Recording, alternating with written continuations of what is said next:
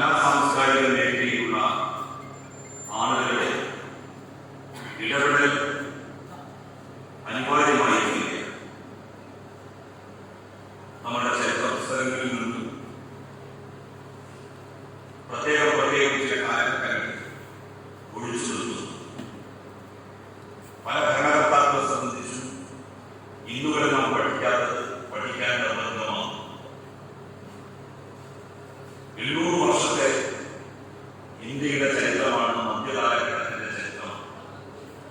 പഠിപ്പിക്കപ്പെടാത്തതിലൂടെ നമസ്കരിക്കപ്പെടുന്നു. 8 നൂറ്റാണ്ട് ഒരു രാജ്യത്തിന്റെ ചരിത്രം നമസ്കരിക്കപ്പെടുന്നു എന്നുള്ളത് ആ രാജ്യത്തിന്റെ ശരിയായ ചരിത്രം നിർമ്മിതി അസാധ്യമാക്കുന്ന ഒന്നാണ്.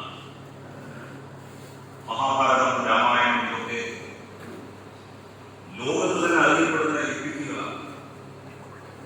ആ എപ്പിക്കുകളെ മതവൽക്കരിക്കുകയും